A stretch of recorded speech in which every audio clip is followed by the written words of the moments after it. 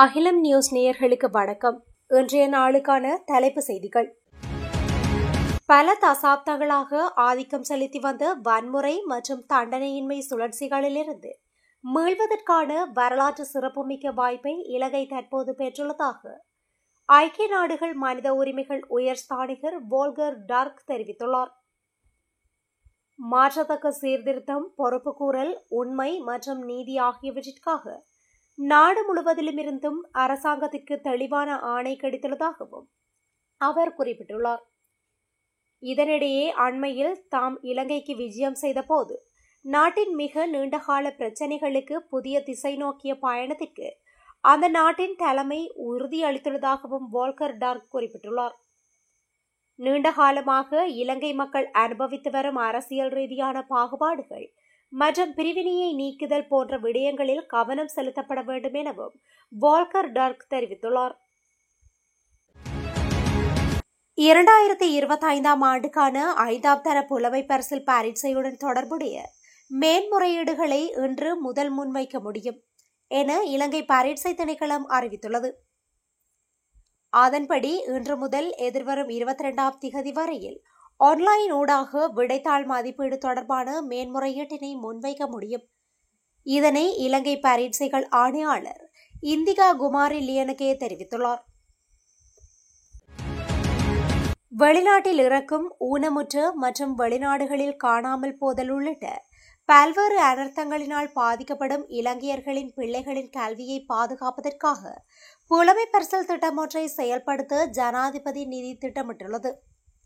கல்வியில் யாரையும் கைவிடக்கூடாது என்ற எண்ணக்கருவின் பிரகாரம் ஜனாதிபதி நிதியம், வெளிநாட்டு அலுவல்கள், வெளிநாட்டு வேலைவாய்ப்பு மற்றும் சுற்றுலாத்துறை அமைச்சு மற்றும் வெளிநாட்டு வேலைவாய்ப்பு பணியகம் என்பன இணைந்து இந்த திட்டத்தை செயல்படுத்த உள்ளது. யாழ் மாவட்டத்தில் பருவமழை காலம் ஆரம்பிக்க இருப்பதால் டெங்கு கட்டுப்பாட்டு நடவடிக்கைகளை தீவிரப்படுத்த வேண்டியுள்ளதாக பிராந்திய சுகாதார சேவைகள் பணிப்பாளர் வைத்தியர் கலாநிதி கேதீஸ்வரன் தெரிவித்துள்ளார். யாழ் மாவட்டத்தில் டெங்கு நோயின் பரம்பல் கட்டுப்பாட்டில் உள்ளது. இந்த வருடத்தில் இதுவரையான காலப்பகுதியில் யாழ் மாவட்டத்தில் 937 டெங்கு நோயாளர்கள் பதிவு செய்யப்பட்டுள்ளனர். யாழ் மாவட்டத்தில் பருவமழை காலம் ஆரம்பிக்க இருப்பதால் டெங்கு கட்டுப்பாட்டு நடவடிக்கைகளை தீவிரப்படுத்த வேண்டியுள்ளது. இதன் அடுத்த கட்டமாக பிரதேச செயலாளர் தலைமையில் பிரதேச டெங்கு கட்டுப்பாட்டு குழு கூட்டங்களும், கிராம சேவையாளர் தலைமையில் கிராம மட்ட டெங்கு கட்டுப்பாட்டு குழு கூட்டங்களும் எதிர்வரும் செப்டம்பர் 8ஆம் திகதி முதல் 12ஆம் திகதி வரையிலான காலப்பகுதியில் இடம்பெறும். பொதுமக்கள் மத்தியில் டெங்கு விழிப்புணர்வு நிகழ்வுகள் ஏற்பாடு செய்யப்படவுள்ளன. டெங்கு நுளம்புகள் உற்பத்தியாகும் இடங்களை அழிக்கும் சிரமதான பணி ஏற்பாடு செய்யப்பட வேண்டும் என அவர் மேலும் தெரிவித்துள்ளார். மனித உரிமை மீறல்களை விசாரிப்பதற்கான எந்தவொரு வெளிப்புற தலையீடு அல்லது வழிமுறைகளையும் இலங்கை நிராகரிப்பதாக வெளிவிவகார அமைச்சர் விஜித ஹேரத் தெரிவித்துள்ளார். ஜெனீவாவில் நேற்று நடைபெற்ற ஐநா மனித உரிமைகள் பேரவையின் 60வது கூட்டத்தொடரின் போது ஐக்கிய நாடுகள் மனித உரிமைகள் உயர்ஸ்தானிகர் வோல்கர் டர்க் இலங்கை குறித்த தமது அறிக்கையை முன்வைத்தார்.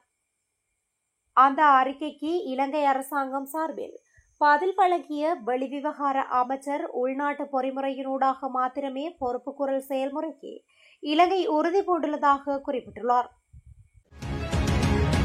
போதைப் பொருட்களுக்கு எதிர்ப்பு தெரிவித்து அனுராதபுரம் மித்தனிய பஸ் தரிப்பிடத்திற்கு முன்பாக சிலர் நேற்று பிற்பகல் போராட்டம் ஒன்றை முன்னெடுத்துள்ளனர். நாடளாவிய ரீதியில் பரவி வரும் போதைப்பொருள் கலாசாரத்தை முடிவுக்கு கொண்டு வருமாறு கோரி இந்த போராட்டம் முன்னெடுக்கப்பட்டுள்ளது. அத்துடன் போதைப் பொருளுக்கு ஆதரவாக உள்ள அரசியல்வாதிகளை மக்களுக்கு வெளிப்படுத்துமாறு போராட்டக்காரர்கள் கோரிக்கை விடுத்துள்ளனர். இலங்கையில் வெவ்வேறு இடங்களில் நீர்நிலைகளிலிருந்து 3 ஆண்களின் சடலங்கள் மீட்கப்பட்டுள்ளன என்று போலீசார் தெரிவித்துள்ளனர். அம்பாந்தோட்டை மாவட்டம் அம்பலாந்தோட்டை போலீஸ் பிரிவிற்குட்பட்ட ஆறொன்றில் மிதந்த நிலையில் ஆணொருவரின் சடலம் மீட்கப்பட்டுள்ளது. இதேவேளை கண்டி மாவட்டம் பெல்லைகெல போலீஸ் பிரிவிற்குட்பட்ட விக்டோரியா நீர்த்தேக்கத்தில் மிதந்த நிலையில் ஆணொருவரின் சடலம் மீட்கப்பட்டுள்ளது. அடுத்து குருநாகல் மாவட்டம் கும்புகெடே போலீஸ் பிரிவிற்குட்பட்ட ஹெட்டிகம பிரதேசத்தில் கிம்புல்வான ஆற்றில் மிதந்த நிலையில் ஆணொருவரின் சடலம் மீட்கப்பட்டுள்ளது. பாடசாலை நடைபெறும் நேரங்களில் கனிமங்கள் மற்றும் மணல் கொண்டு செல்லும் டிப்பர் மற்றும் உளவு இயந்திரங்கள் போக்குவரத்தில் ஈடுபடுவது நேற்று முதல் தடை செய்யப்பட்டுள்ளதாக புவிச்சரிதவியல் ஆராய்ச்சி மற்றும் சுரங்க பணியகத்தின் அத்தியட்சகர் தீபானி வீரகோன் தெரிவித்துள்ளார். குறித்த விடயம் தொடர்பில் மேலும் கருத்து தெரிவித்த அவர், கடந்த 27ஆம் திகதி குளியாப்பிட்டியவில் பாடசாலை வேனும் மணல் ஏற்றி வந்த டிப்பரும் நேருக்கு நேர் மோதிய விபத்தில் 2 மாணவர்கள் பலியானதுடன் வான் சாரதி அந்த விபத்தில் அதே இடத்தில் உயிரிழந்துள்ளார். அந்த சம்பவத்தை தொடர்ந்தே பாடசாலை நேரங்களில் கனிமங்கள் மணல் போக்குவரத்தை முற்றாக தடுக்க நடவடிக்கை எடுக்கப்பட்டுள்ளது. புத்தளம் வெண்ணப்புவ பகுதியில் தனது தந்தையுடன் மோட்டார் சைக்கிளில் சென்ற மாணவியொருவர் மோட்டார் சைக்கிளில் இருந்து விழுந்து உயிரிழந்துள்ளதாக போலீசார் தெரிவித்துள்ளனர். குறித்த மாணவி நேற்று முன்தினம் இரவு தனது குடும்பத்தினருடன் ஒரு விழாவில் கலந்து கொண்டு வீடு திரும்பிக் கொண்டிருந்த போது இந்த விபத்து இடம்பெற்றுள்ளது.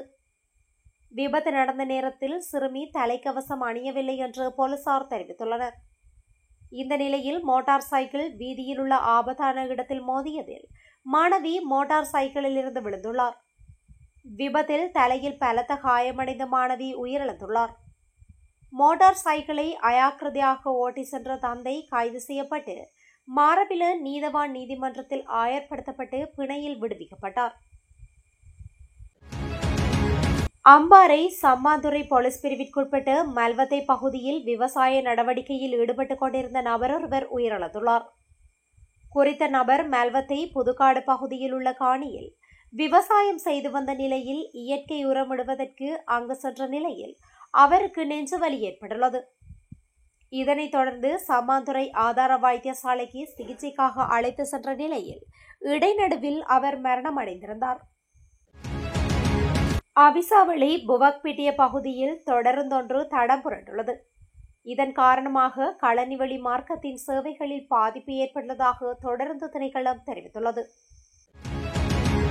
யாழ்ப்பாணத்தில் நேற்று வீசிய பலத்த காற்றுடன் கூடிய மழை காரணமாக 12 பேர் பாதிக்கப்பட்டுள்ளதாக மாவட்ட அனர்த்த முகாமைத்துவ பிரிவின் பிரதிப்பணிப்பாளர் TN சூரியராஜா தெரிவித்துள்ளார். அந்த வகையில் வேலணை பிரதேச செயலர் பிரிவில் ஒரு குடும்பத்தை சேர்ந்த 4 பேர் பாதிக்கப்பட்டுள்ளதுடன் வீடொன்றும் பகுதியளவில் சேதமடைந்துள்ளது. அதேபோல உடுவில் பிரதேச செயலர் பிரிவில் ஒரு குடும்பத்தை சேர்ந்த 4 பேர் பாதிக்கப்பட்டுள்ளதுடன் வீடொன்றும் சிறு சேதமடைந்துள்ளது. இதேவேளை திடீரென வீசிய புயல் காற்றினால் செல்வச்சந்நிதி ஆலய திருவிழாவிற்காக அமைக்கப்பட்டிருந்த தற்காலிக கடைகளின் கூரைகளும் தூக்கி வீசப்பட்டுள்ளன. நீர்கொழும்பு கட்டுவ சந்தியில் யாழ்ப்பாணத்திலிருந்து வந்த தனியார் சொகுசு பேருந்தொன்று வீதியை விட்டு விலகி விபத்துக்குள்ளானதில் 3 பேர் காயமடைந்ததாக தகவல்கள் தெரிவிக்கின்றன. இந்த விபத்து நேற்று அதிகாலை 3 மணியளவில் நிகழ்ந்ததாக கூறப்படுகின்றது. பேருந்தின் ஓட்டுநருக்கு ஏற்பட்ட தூக்க கலக்கமே இந்த விபத்துக்கு காரணம் என கூறப்படுகின்றது. கொழும்பு மொரட்டுவை லுணாவ பிரதேசத்தில் சட்டவிரோதமாக இயங்கி வந்த சூதாட்ட விடுதியொன்றிலிருந்து 11 பெண்களும் 4 ஆண்களும் கைது செய்யப்பட்டுள்ளதாக அங்குலானை போலீசார் தெரிவித்தனர். அங்குலானை போலீசாருக்கு கிடைத்த தகவலின் பேரில் மேற்கொள்ளப்பட்ட சுற்றி வளைப்பில் சந்தேக நபர்கள் கைது செய்யப்பட்டுள்ளனர். சந்தேக நபர்கள் நீண்ட காலமாக முழுநேர வேலையாக இந்த சூதாட்ட விடுதியினை நடத்தி செல்வதாக போலீஸ் விசாரணையில் தெரியவந்துள்ளது. குருநாகல் மெல்லகஸ்வெவ பிரதேசத்தில் உள்ள வீடொன்றில் சந்தேகத்திற்கிடமான முறையில் ஒருவர் உயிரிழந்துள்ளதாக ஹொபேகனை போலீசார் தெரிவித்தனர். நேற்று மாலை இடம்பெற்ற சம்பவத்தில் மெல்லகஸ்வெவ பிரதேசத்தை சேர்ந்த 59 வயதுடைய திருமணமாகாத நபரே உயிரிழந்துள்ளதாக போலீசார் தெரிவித்தனர். உயிரிழந்தவர் குறித்த வீட்டில் தனியாக வசித்து வந்துள்ளதாக தெரிவித்த போலீசார் மேலதிக விசாரணைகளை மேற்கொண்டு வருகின்றனர். இத்துடன் இன்றைய நாளுக்கான தலைப்பு செய்திகள் நிறைவடைகின்றன. இதுபோன்ற செய்திகளை தொடர்ந்தும் அறிந்து கொள்ள அகிலம் நியூஸுடன் இணைந்திருங்கள். நன்றி, வணக்கம். அகிலம், மாற்றத்திற்கான மக்கள் குரல். இந்த வீடியோ பிடிச்சிருந்தா லைக் பண்ணுங்க, கமெண்ட் பண்ணுங்க, ஷேர் பண்ணுங்க. மறக்காம கீழே இருக்க பெல் ஐகானை கிளிக் பண்ணுங்க.